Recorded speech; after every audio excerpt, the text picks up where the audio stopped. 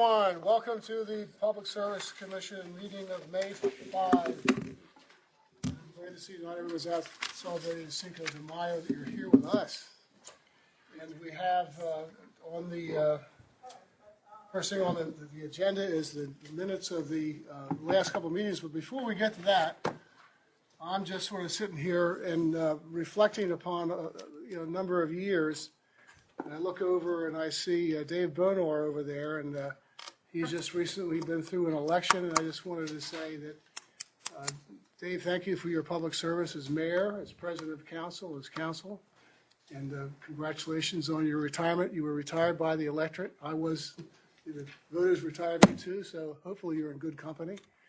And best wishes to you. And it's sort of bittersweet today because my friend from next door, Jay Lester, it's probably his last or maybe next to last commission meeting. Jay's been a fellow who's been here every meeting and done his work and done a good job for 14 years. And I only know of, I think, 2 or maybe 3 other commissioners who have served as long in the position as commissioner. So Jay, thank you so much for your service to the state of Delaware, and we're going to miss you, buddy. But 14 years is a good run. So I'd like to have it.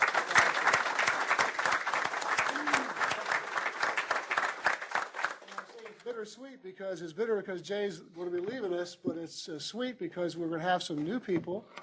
And one of the new people is to my left. He's not quite a commissioner yet, so he's not going to be voting today, but that's going to be his seat in the future once he gets his thing back from the recorder to his office and all the process is finished. But Mike Correa has been got a great background. He's a professor and teaches in the business and finance area. He worked at the city of Dover, so Mr. Bonar knows him well, and he had a lot of contact, a lot of work with the electric generator at the city of Dover. And and if he gets out of line, his sister-in-law is on staff, and we'll make sure that she keeps him on the straight and narrow. Jay is his sister-in-law. So, new commissioner to be, Mr. Correa, Commissioner Correa.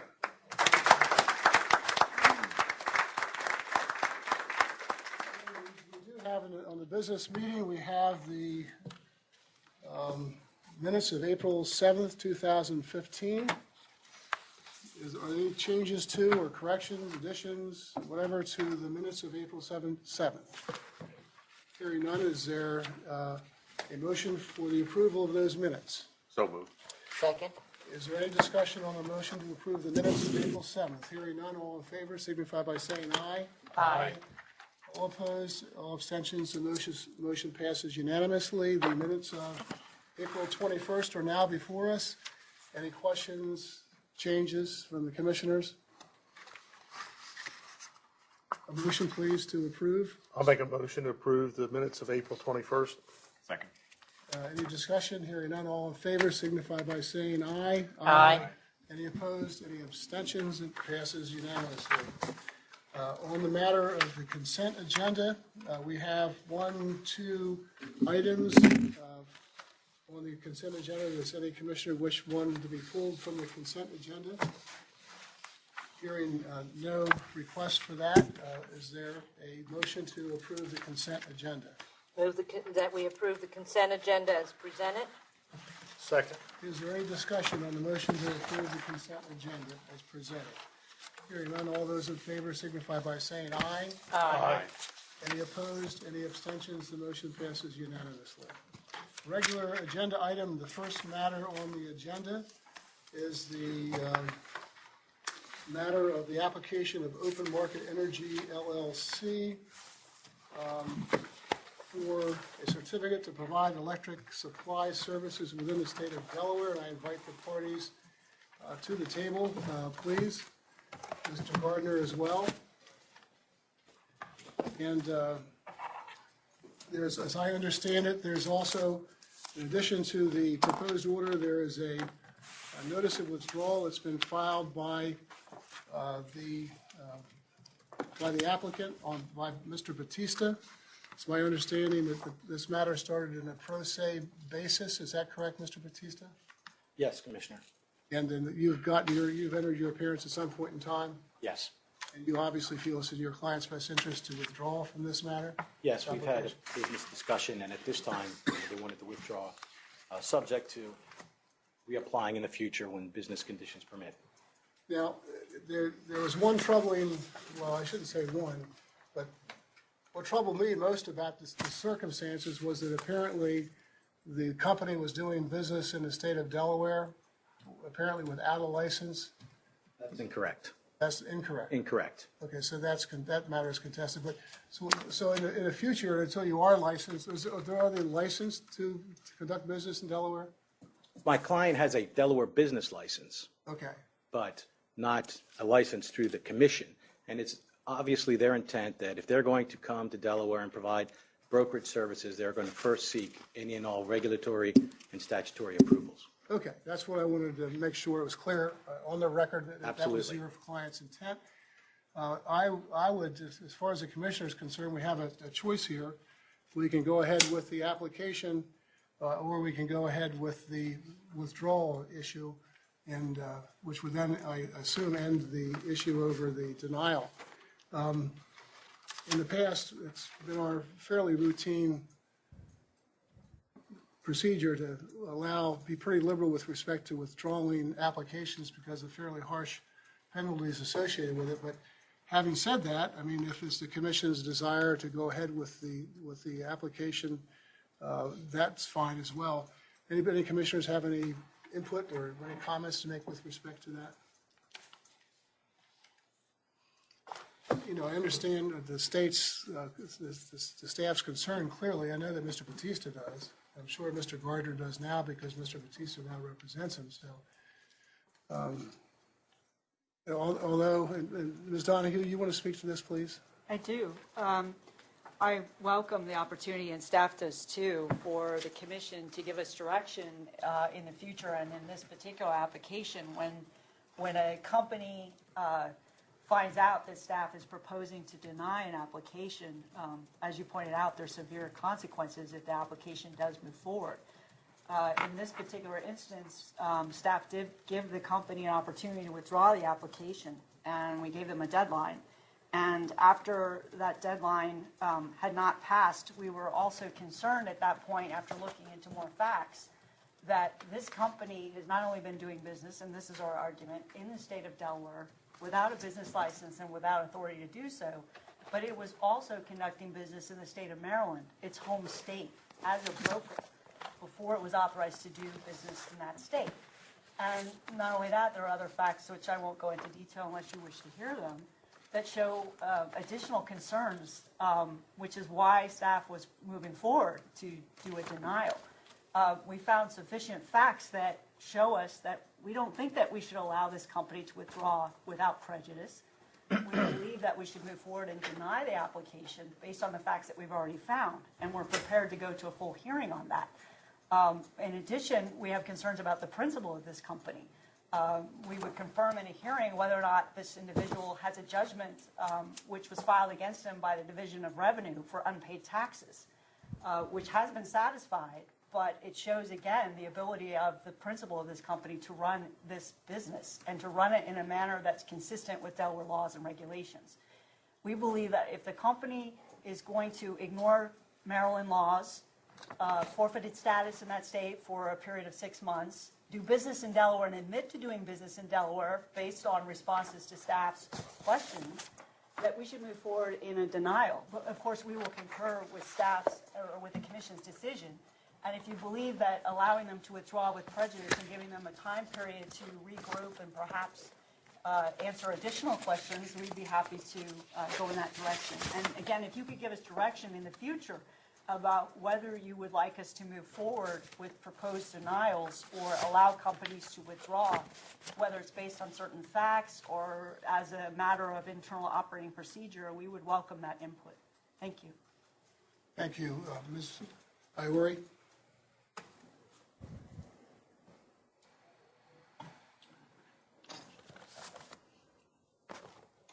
Thank you, Mr. Chair and Commissioners.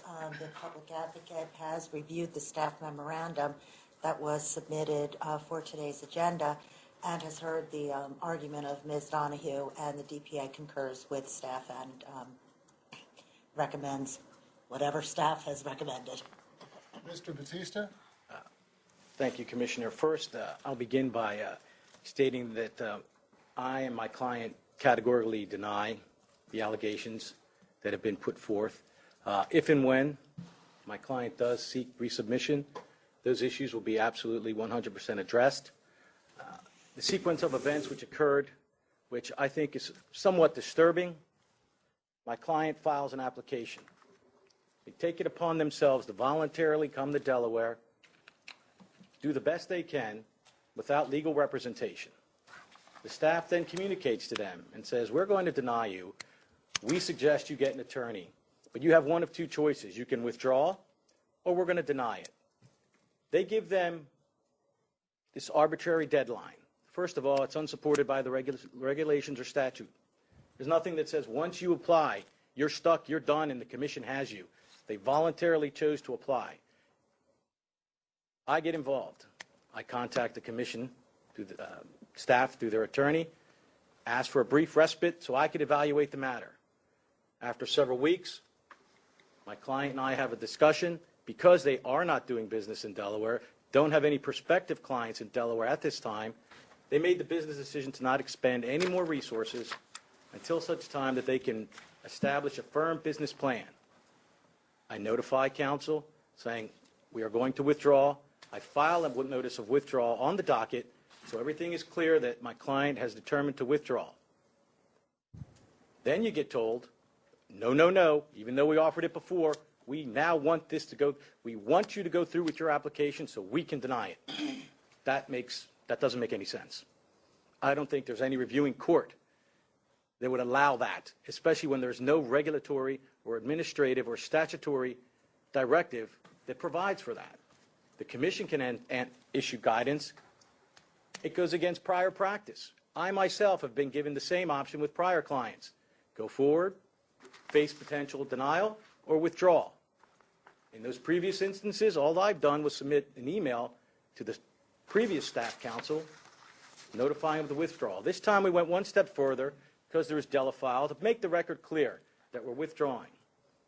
To stand here and have my client come up now, expend the resources they didn't want to, without any administrative or statutory basis for doing so,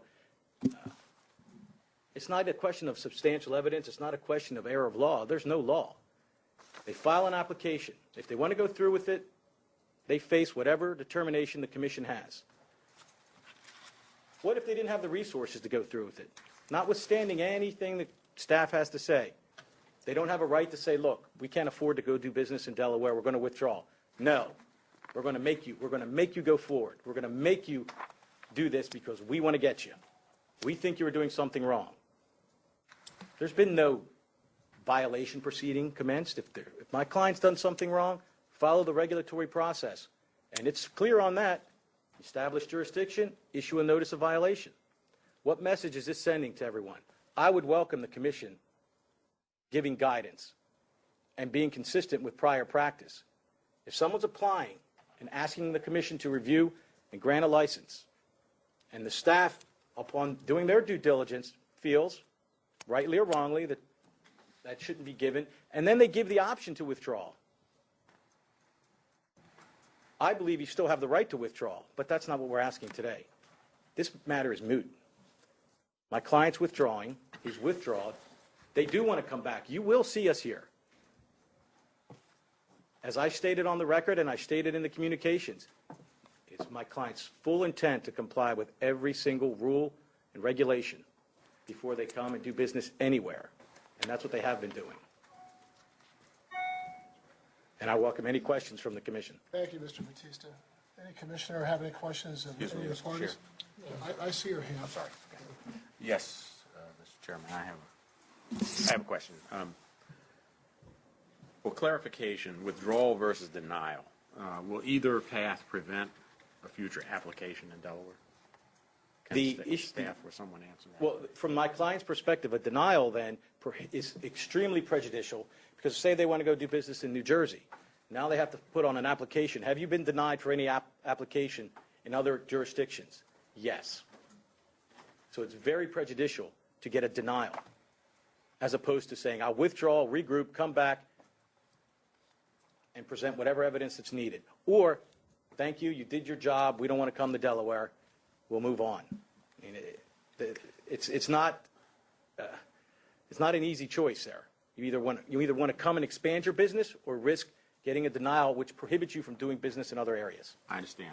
I understand the implication there.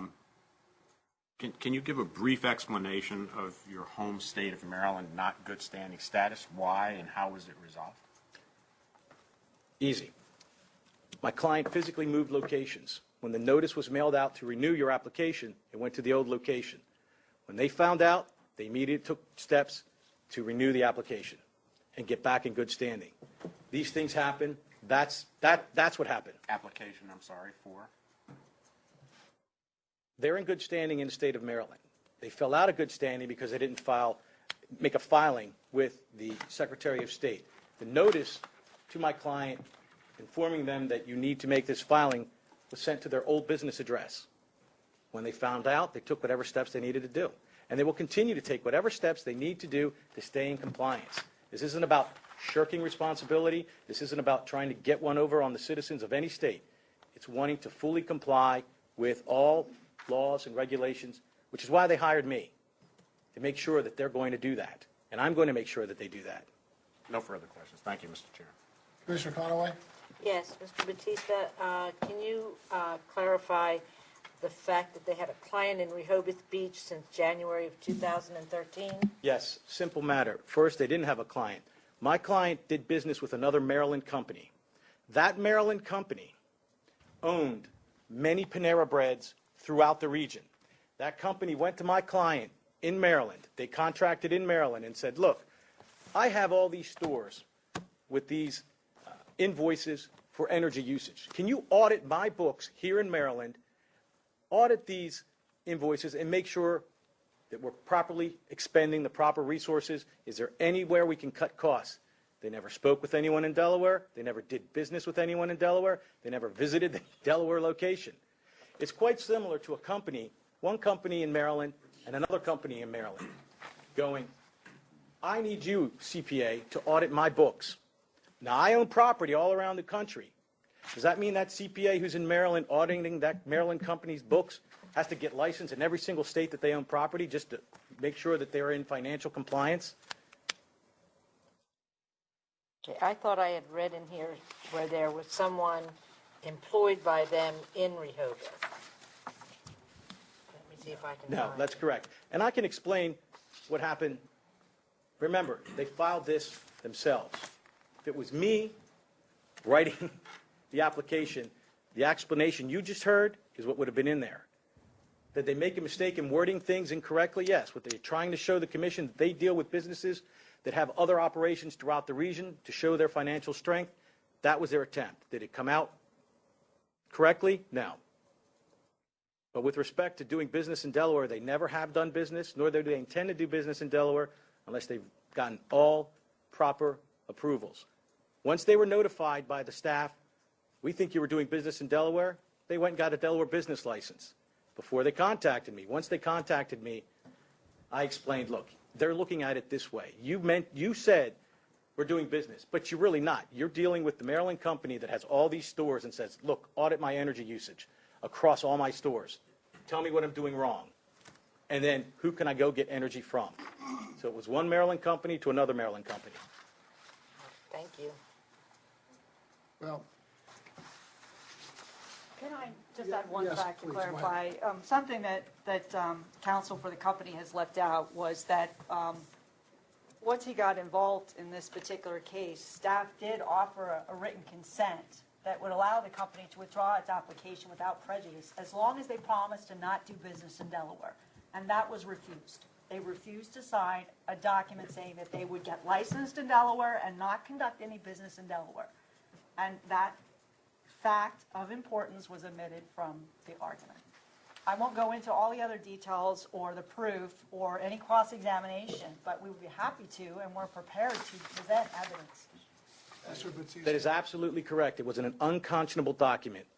that has all these whereas clauses that you did this and whereas you were doing business in Delaware. And let me ask you, commissioners, do you promise not to beat your grandchildren? Because I'll give you a consent to do that. I mean, that's what they're asking. You promise you're not going to do business in Delaware without a license, and we'll let you walk. Well, we're not doing business in Delaware. I mean, you're proving a negative. That was a document that was unnecessary. Well, Commissioners, Ms. Iori.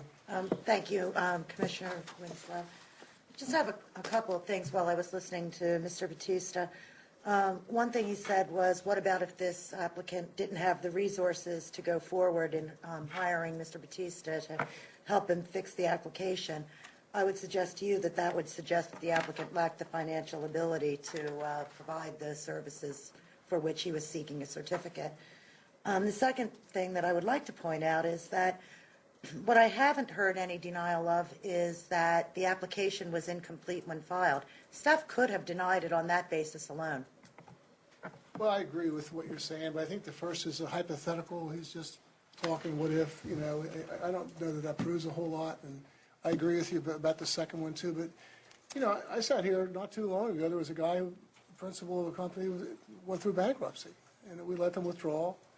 You know, nice young man who was here not too long ago, and he did everything wrong in his application. We let him withdraw. You know, all these facts that are on the table here that we haven't really heard yet, if they make another application to do business in Delaware, they're all going to be subject to cross-examination on those things. So my judgment would be that under all these circumstances, in this particular case, they should be allowed to withdraw, but that's my personal opinion. Any other commissioner wish to express themselves or make a motion? I'll make a motion, we allow them to withdraw without prejudice, based on the fact that they're not doing business and they can always come back and do business in the future, providing everything is filed and questions are answered at that time.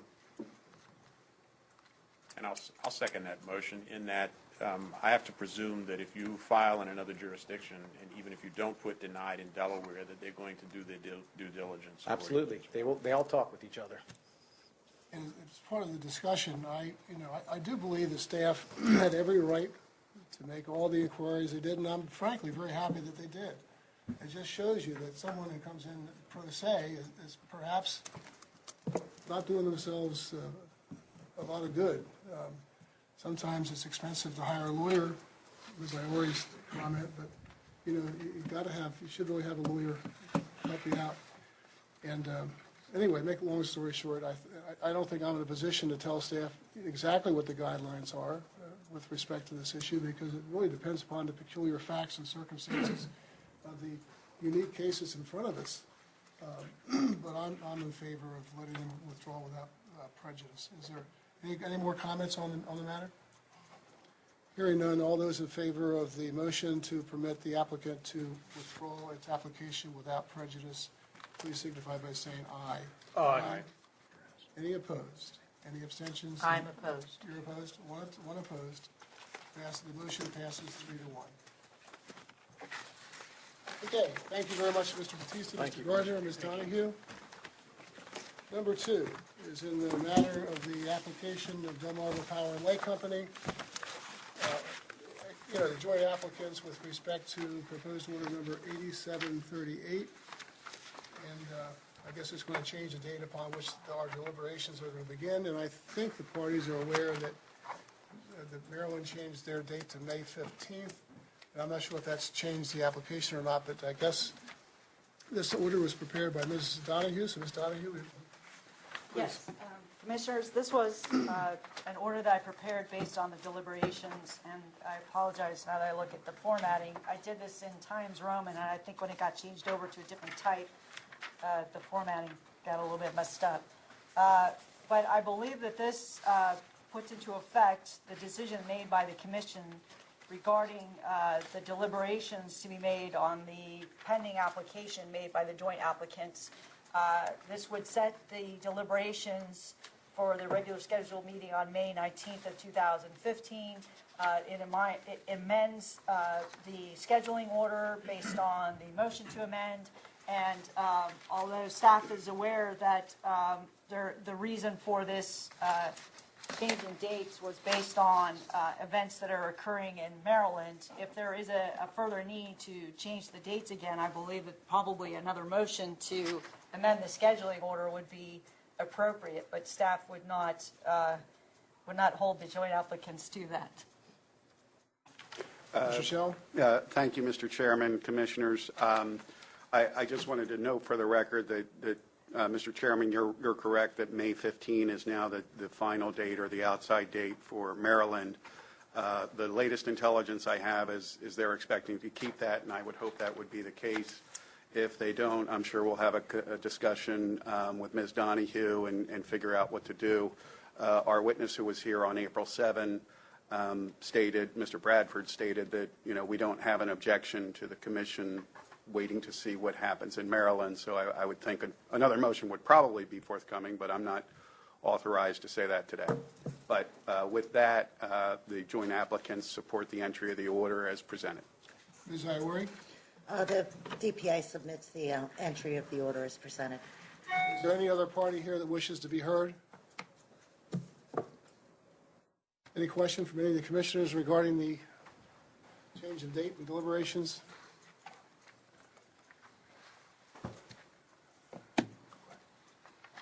I don't have a problem with changing the date, so I guess we'll go with the order as written, 8738. I'll make that a motion. Second the motion? The motion to approve proposed order number 8738 is on the table. Any discussion on the motion? I hope you're right. I hope it is the final date. As do I. All those in favor signify by saying aye. Aye. Any opposed, any abstentions, the motion passes unanimously. Mr. Scholl, Ms. Donahue, thank you. Ms. Iwari, Thank you, Mr. Chairman. In the, by the way, is Tony Loper here? I see her back there. I forgot to say thanks. Thanks for your memos. I appreciate it, and also your advice. Thanks very much. Number two has just gotten finished done. How about number three? In the matter of the Commission's investigation into whether Ernest P. Timmons or E.A. Timmons Mobile Homes Incorporated is unlawfully operating as a public utility. Mr. Timmons, are you present, sir? If you are, please come forward and have a seat at the table. There's been no response from the audience. Mr. Timmons apparently is not present. Ms. Donahue. Yes, Chair and Commissioners, good afternoon again.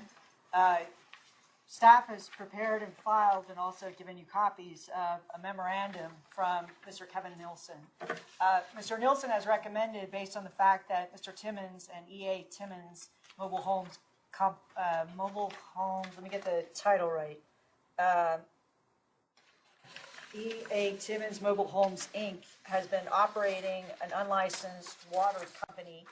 I believe, to cut to the chase, that Mr. Nilsson has recommended that Tidewater Utilities, Inc. should be allowed a period of time, I believe it's something to the effect of 30 days from the date of this order, to be able to contact the company and or the owners before moving forward, because they have attempted, and actually I think they did intervene in this particular docket under proper counsel.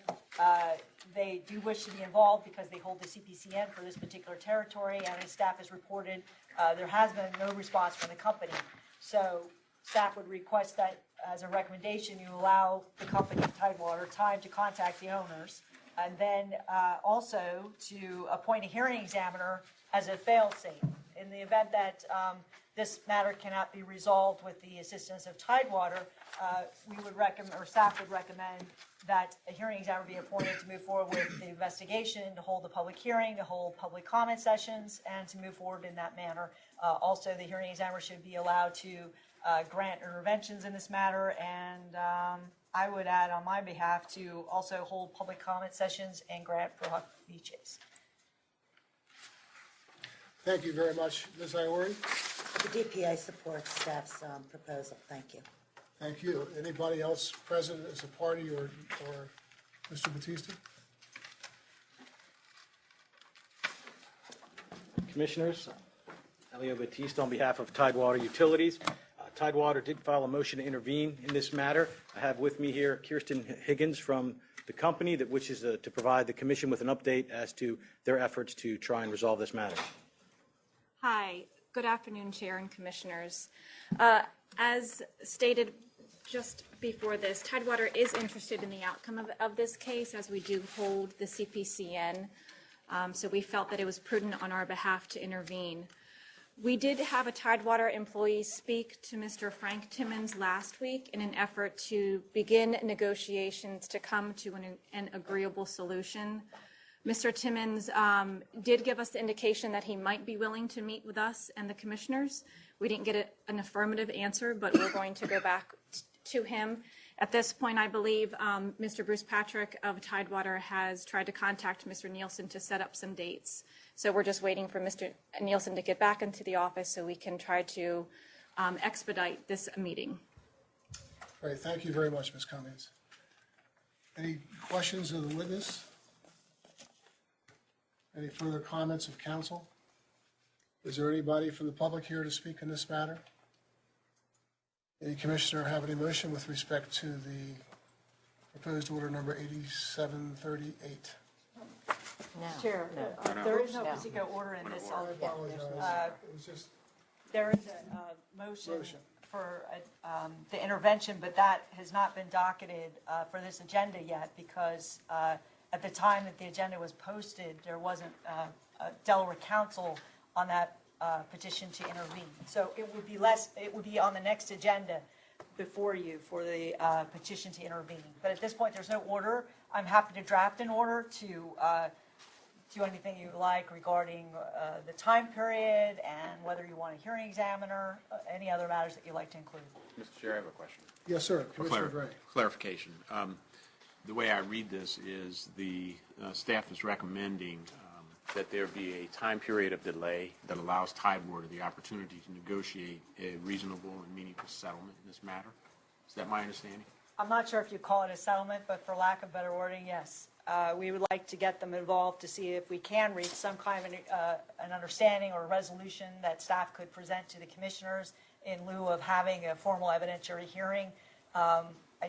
In my personal opinion, I don't think it would be productive, for example, to send out subpoenas or to start finding the company without having the proper evidentiary hearing to prove if anything's been done wrong. So you're looking for a motion consensus from the commission, or is this simply informative to report to us where this matter is status-wise?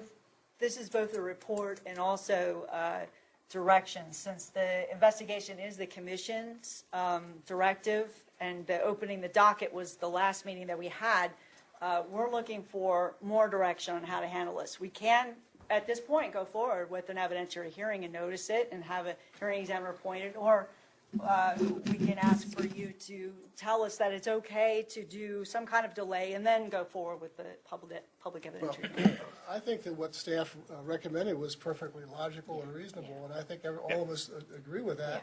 The only comment I make is that once he's been given the opportunity to come on board and he doesn't do it because he's hard-headed or whatever the case might be, and you get him before a hearing examiner, please offer him the opportunity to settle then too, okay?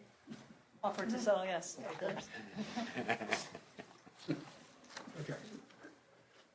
A motion, please. Mr. Chair, I hereby move that the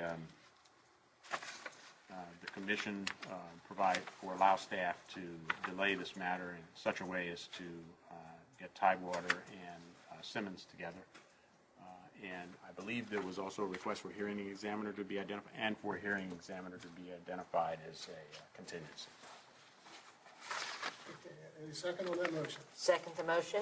Is there any discussion on the motion? And the motion is intended to be consistent with the application made by the staff, correct? Yes, correct. All those in favor signify by saying aye. Aye. Any opposed? Any abstentions? The motion passes unanimously. Thank you, Ms. Donahue. Thank you, Mr. Batista, Ms. Cummings. Number 4, in the provision of standard offer supply to retail consumers in the service territory of Delmarva Power and Lake Company. We're considering proposed order number 8731, and we have Ms. Scott from Delmarva. Welcome, Ms. Scott. Thank you, Chairman Winslow. And I have with me Krista McAvoy, who is our Regulatory Affairs Manager and who handles this particular filing.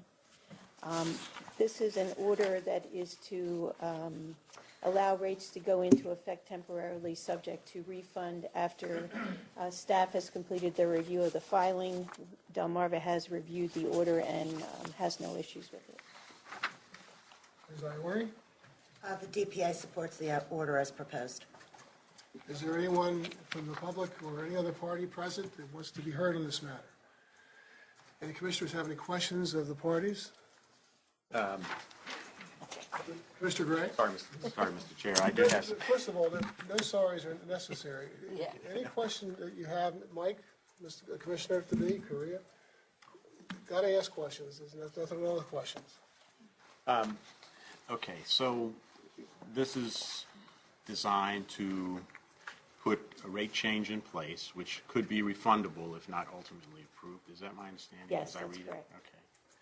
So I'm thinking about the public interest and trying to reconcile in my mind with the onset of your billing system changes and the merger coming down the road, and now the prospect of a refundable transaction that the commission is contemplating.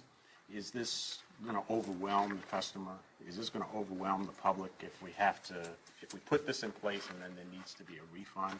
What is the consequence in view of all of the other pending transactions of not doing this now and perhaps doing this later? And remember, you've got one of the newer commissioners here. Just summarize it for me, because I get a little bit concerned from a customer's point of view. All of these things I'm going to see coming at the same time are going to be almost a death by 1,000 cuts. Understood. I'm going to give Ms. McAvoy an opportunity to respond to your question, Commissioner Gray. Going forward, the review process, we have already reached out to the DPA and to staff, and we've scheduled a technical conference to review the application. In the past 3 years, we haven't had a rate subject to refund. It's through a rate mechanism where in the following year we do any true-ups. So there's always an opportunity to true up the rate in the next filing. We have not had to refund any of the rates outside of doing the annual compliance filing. Give us all an idea as to what the impact is to the regular customer who gets the monthly bill.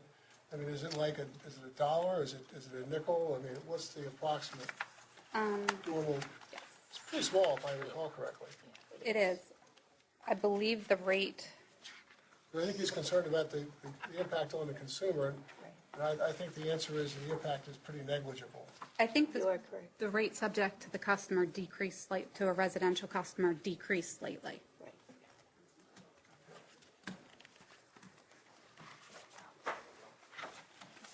It's in the order to Chair and It's Commissioner. $2.48. Yeah. That's a nominal differential of 1.7%.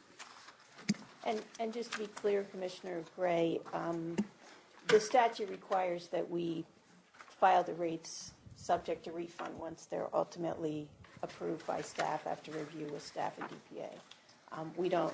This is a fairly normal course for us, and while we do have a new billing system in effect, I think so far things have gone fairly well. Right. Had Well, a few I'm just- bumps here and there, but I think we're doing okay.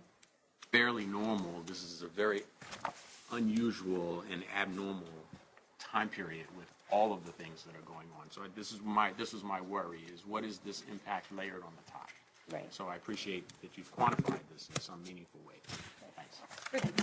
Just to touch on the time period's June 1st because it's the start of the new PJM year and all of the contracts for the supply. Okay. Thank you. Any further questions of the parties? Any motion with respect to the proposed order? Move we adopt order number 8731 as presented. I'll second that. Is there any discussion on the motion to approve proposed order 8731? Hearing none, all those in favor signify by saying aye. Aye. Are there any in opposition? Any abstentions? The motion passes unanimously. Thank you, Ms. Scott. Ms. McAvoy. Excellent job. He always does. Okay, number 5 on the calendar is in the matter of the provision of renewable energy portfolio standards compliance charge and credit rate to retail consumers. Proposed order number 8732. Sir, Mr. Goodman? Good afternoon, Chair, Commissioners. I can't wait to call Mr. Correa Commissioner, but I guess I can't do that just yet. But this order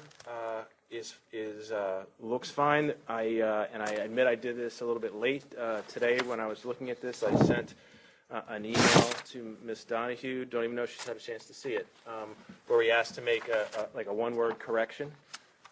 I don't think it's a problem going through without that this month, and we can work on it next month. But all just so you know what it was, on the second page, where we start talking about what's being asked to do here, and we say things like number 1, Renewable Energy Portfolio Standards Act, and we call that RPS, right, Renewable Portfolio Standards, and we go through and define things.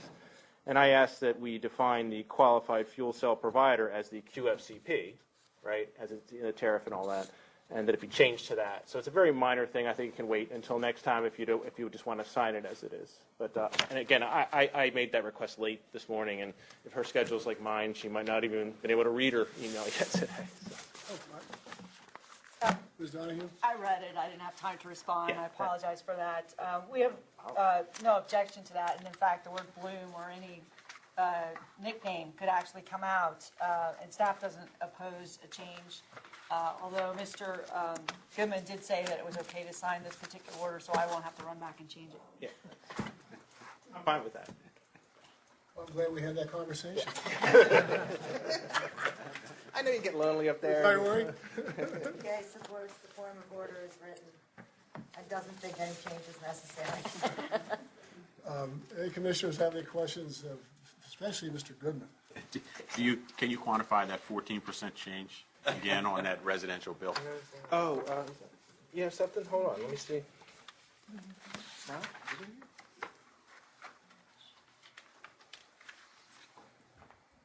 It's actually the 14% Right, of right. that That's something charge.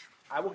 We'll get that to you because we should do that. Obviously, what happens every year is as the, we're going up from on that charge. We're going from all the way up to 25% by 2020. So it's obviously going to creep up unless there's some huge change in the price. Right.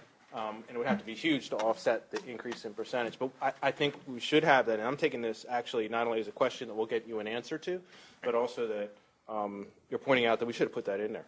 And we normally do, as you saw from the SOS. So I apologize for not being in there, and we'll get you that answer. Right, but I don't think you need to change this order. Okay, any motion with respect to the proposed order? I'll make a motion, we pass order 8732. Second the motion? Is there any discussion with respect to the motion to approve the proposed order? Hearing none, all those in favor signify by saying aye. Aye. Any in opposition, any abstentions, the motion passes unanimously. Thank you, Mr. Goodman. Ms. Donahue? Number 6, in the matter of the tariff filing by Chesapeake Utilities, Mr. Batista, we good to see you again. For an extension of the rate schedule, TSFF, called Town of Smyrna Franchise Fee Rider. Welcome, Mr. Batista. Your application, sir. As the application states, Chesapeake is seeking an extension of the rate schedule for its tariff with the franchise fee with the Town of Smyrna. They're working closely with the staff. There's a proposed order to open a docket, and as always, Chesapeake will endeavor to work cooperatively and productively with the staff and get things done as quickly as we can. Ms. Donahue? Yes, this particular order, in addition to open the docket, sets particular publishing requirements and due dates for intervention and for comments. Staff would support that you sign and approve 8733. Thank you, Ms. Donahue. Ms. Iori? The EPA supports the form of order as written. Is there any member of the public here present to make any comment on this order, application? Any questions from the commission? Seems to be a routine matter, and I assume that someone's going to make a motion to approve it. Chair, I'll move that the commission adopted Order 8733 as submitted. Second the motion? Is there any discussion with respect to the motion to approve the proposed order number 8733? Hearing none. All those in favor signify by saying aye. Aye. Any opposed? Any abstentions? The motion passes unanimously. Thank you, Mr. Batista. In the matter of number 7 is in the matter of the complaint filed by Dawn Vole and Jacqueline Joins against Delmarva Power and Light Company concerning disputed transfer of account balance resulting in non-service to new address, and the commission welcomes either Dawn Vole or Jacqueline Joins to come to the front to participate in this matter. There's been no response from the audience. It appears that Ms. Vole and Ms. Joins are not present for this matter. Please proceed, Ms. Donahue. Yes, Chair and Commissioners, you have before you order number 8721. This order was prepared by hearing examiner Campbell Hay. It's based on the hearing examiner report that he filed and completed on March 19th. It was served on March 20th on the parties. Staff did file exceptions to this hearing examiner's report, and Delmarva filed a response to staff's exceptions. Staff has already in the exceptions mentioned that we would suggest amending the order to add an additional item.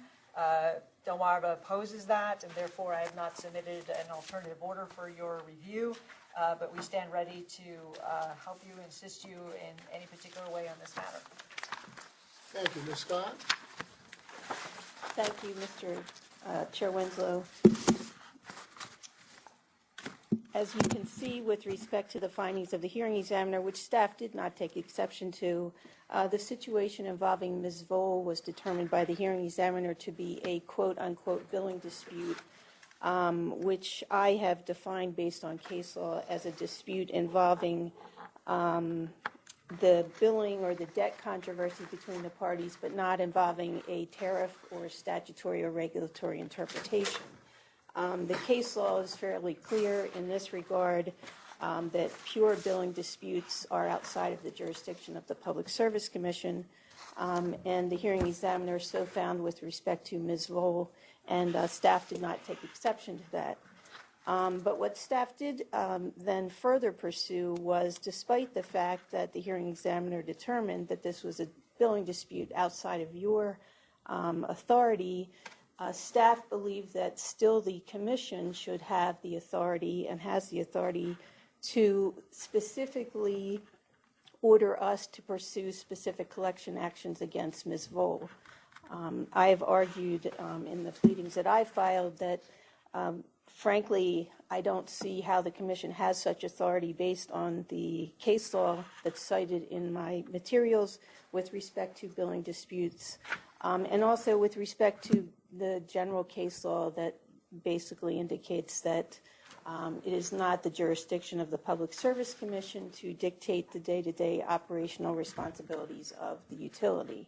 And in that regard, I cite application of Wilmington Suburban Water Company and also the Delaware Supreme Court decision of DPL versus the Public Service Commission. So with respect to that particular issue, we strongly argue against the jurisdiction of this body to order us to specifically take specific billing collection action against Ms. Vole. Ms. Iori? The public advocate was not involved in this matter, Your Honor. Is there anyone else from the public here on this matter? There is none. Well, this seems to be the day of sort of, how should I say it, minor disagreements everywhere. I'm glad we put them all on the same calendar, so next week we won't have to worry about this. But I mean, I don't really feel comfortable telling Delmarva to collect money against these people. I think they've got a debt collection people that do this all the time. They're going to follow their tariff, and I think one of the ladies here is disabled. Probably doesn't have any income. I mean, they know the facts about this situation a lot better than we do. They have the obligation to collect debt. I think that just asking them to collect that is a little too much, in my opinion. And so I would support supporting the hearing examiner's order and let the Delmarva make, in their judgment, the best way of collecting the money that they can. Which you're going to try to collect the money if it's collectible, correct? Yes, Chairman Winslow, we obviously have a policy and a procedure that we do pursue collections against customers that do not pay their bills. Any comments or questions by the commissioners? Yes.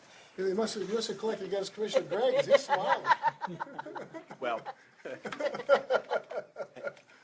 I'm not going to try on the statutory side of things to render any additional clarity, because that's not where I'm coming from. But, you know, I've had boxes and boxes of evidentiary information related to the proposed merger between, say, Exelon and Delmarva, and one of the things that resonated with me as I read through this is that perhaps if it is approved, that any bills older than 3 years might be relieved as one part of the term and conditions. So I'm wondering, in my mind, should we approve that you should go after this bill and it's older than 3 years? You'll be back in front of us asking us for clarification. What do we do with this one? So, Mr. Chair, I think I tend to agree with you that we probably should allow Delmarva to reconcile how they're going to standard operating procedure on bill collections. Does the Commissioner have any comments or questions? We have a motion with respect to the proposed order or a different motion? I will move that we accept order number 8721 as presented. I'll second. Is there any further discussion on the motion? Hearing none, all those in favor signify by saying aye. Aye. Any opposed? Any abstentions? The motion passes unanimously. Thank you, everyone. Thank you. At this time, there is nothing on our hearing schedule. And is there anyone, Mr. Goodman? I have an answer for Commissioner Gray. You were previously introduced to Kristen McElroy, and she is one of those accountants who can figure out numbers like that. And one of the reasons we introduced her is that it's important for you to know some of the people who really do the work, not just people who talk about the work, like myself. So Kristen was able to whip out her phone, figure out the answer, so you wouldn't have to wait, Mr. Gray. So you asked what the impact on the average residential customer would be, and I'm referring, I apologize, to docket number 15-0890 and order number 8732, which is the Renewable Energy Portfolio Standards Compliance Charge. Yep. And there are two ways that we calculate the typical customer. Historically, we've always used 1,000 kilowatts. But usage has been going down, and so sometimes we find ourselves, like the calculation used in one recent large docket was 975 kilowatts instead, because that's becoming more the typical. So I'll give you both. At 1,000 kilowatts per month throughout the year, this change will be an increase of 50 cents on the typical retail customer, and again, this is reflecting the statutory annual increase in RECs you have to have. And at 975 kilowatts, it would be 49 cents per month for a retail customer. Awesome. Thank you very much. Thank you. Is there anyone here from the public that wishes to make a comment to the Public Service Commission? Seeing none, I would recognize our excellent Executive Director, Robert Howard. Chairman Winslow, Commissioners, Mr. Correa. I really don't have a lot to say, although I have to admit that I'm going to miss Commissioner Lester and his smiling face as he's always been here, and he's almost as good as going to church on a regular basis. He's always here, and I don't think I can ever recall him calling in and saying, I'm not going to be able to make it. 3 times in 14 years. Mr. Boner called me. Where are you? Not there. You did trip him up once. You made the commission meeting on a Monday. That's correct. And that confused him. And he showed up the next day, but I guess we're going to give him credit for that day. Well, I certainly want to thank him for his years of service, and I believe Mr. Smith tells me that he can grab a cake in about 3 minutes, but I don't see him coming back in yet. Oh, here we come. So I would invite everyone to. Mr. Smith does everything, huh? He is the man for all seasons. He is good. But in any event, we wanted to invite everybody to have a little bit of cake and to wish you well. Know that you'll be out on your tractor, wandering up and down the fields and making sure that everything goes well in the northern part of Delaware. He knows he has the obligation to show up once every summer to deliver corn, too. And the only other thing I have, Chairman Winslow, is that our next meeting is on May the 19th, and it'll be here at 1 o'clock sharp. Thank you very much, Mr. Howard. Thank you. Congratulations, Mr. Bodott. Chairman Winslow. I will say that it's been a pleasure working with you, Commissioner Lester, over the last 15 years, I guess, or 14 years. As a lot of you know, Jay and I shared some mutual friends over the years and a mutual affinity for things outdoors, shall we say. To those of you who are animal rights lovers, it was killing things in the woods or on the water. But I will say you've done a good job, Jay, and thank you very much.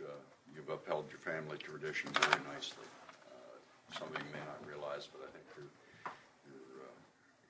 your uncle was a commissioner on the PSC for a good number of years.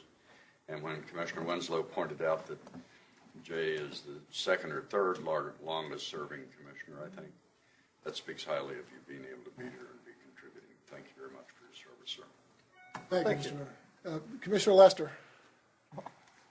There's not a whole lot I can say other than I've really enjoyed being here. The staff is phenomenal.